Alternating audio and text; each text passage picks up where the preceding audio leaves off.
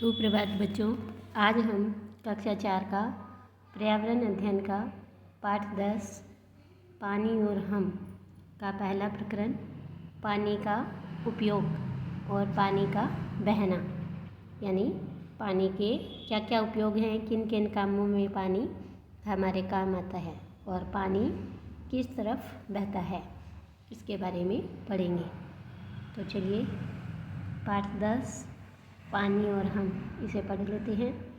सबसे पहला पॉइंट है हमारा पानी का उपयोग। पिछली कक्षा में आपने अपने घर पर पानी के उपयोग जैसे नहाने, कपड़े धोना, पीना, खाना पकाना, पौधों को पानी पिलाना आदि के बारे में चर्चा की। इन सभी कामों के अलावा भी पानी के और भी कई उपयोग होते हैं, जैसे कारखानों में, होटल में, भवन बनाने में, गाड़ियाँ धोने में, पंचर वाले की दुकान पर, फैक्ट्री में, सिंचाई में, है ना। इस तरह से बहुत से कामों में पानी का उपयोग होता है।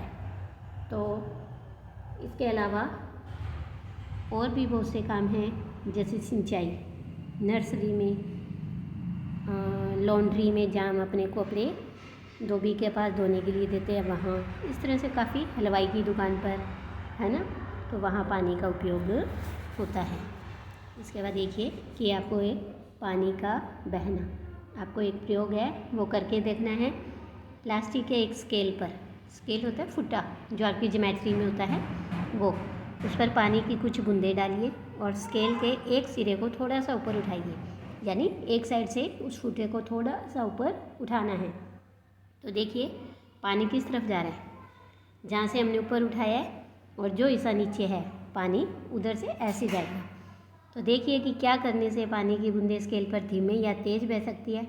हाँ, अगर हम इस स्केल को थोड़ा यहाँ से ऊपर उठा रहे हैं तो पानी इधर की तरफ जल्दी से बहता है। तो आपके घर के कमरे या आंगन में अगर पानी गिर जाए तो वो एक और क्यों बहता है, क्योंकि उस कमरे में, उस फर्श पर क्या होती है, ऐसे ढलान होती है और पानी हमेशा ढलान की तरफ बहता है। मोहल्ले की नालियों और नदियों का पानी बहकर कहाँ जाता होगा। तो देखो कि मोहल्ले की नालियों का पानी बड़ी नालियों में और नदियों में, नदियों का पानी छोटी नदियों में, छोटी नदियों से बड़ी नदियों में और बड़ी नदियों का पानी झील या समुद्र में बहकर जाता है। ये देखो कि किसी ढलान पर पानी डालिए और उसकी दिशा मोड़ने का प्रयास कीजिए। क्या होगा, जैसे मानो हमने ये ढलान है, यहाँ पानी डाला, अगर हम पानी की दिशा यहाँ करते हैं तो क्या पानी यहाँ जाएगा? नहीं, पानी हमेशा ढलान की तरफ ही बहता है। ढलान मतलब जो नीचे का स्थान होता है। जैसे आपके घर के आसपास नालियों का पानी ज़मीन पर ढलान की ओर बहता है और आगे जाकर किसी जल स्रोत में या फिर किसी गड्ढे में जाकर इकट्ठा हो जाता है, उसी तरह नदियों का पानी भी बड़ी नदियों में मिल जाता है और आगे जाकर वो झील या समुद्र में मिल जाता है।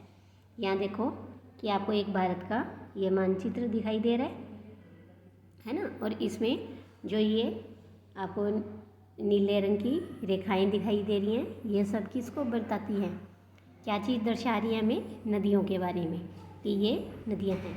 तो ये भारत की कुछ प्रमुख नदियाँ हैं जिनके नाम है यहाँ पर रावी, सतलुज, ब्रह्मपुत्र, गंगा, यमुना, नर्मदा, ताप्ती, महानदी, गोदावरी, कृष्णा, कावेरी। इस तरह से काफ़ी नदियाँ हैं जो हमारे भारत में बहती हैं। इसके बाद अगला पॉइंट है हमारा पानी व्यर्थ ना करें, यानी हमें पानी की बर्बादी नहीं करनी चाहिए। कभी आपने सोचा है कि धरती पर कितना पानी है, इसमें से कितना पानी हमारे उपयोग के लायक है? यदि धरती के पूरे पानी को हम एक बाल्टी के बराबर मान लें तो एक छोटा सा चम्मच भर पानी हमारे पीने योग्य है।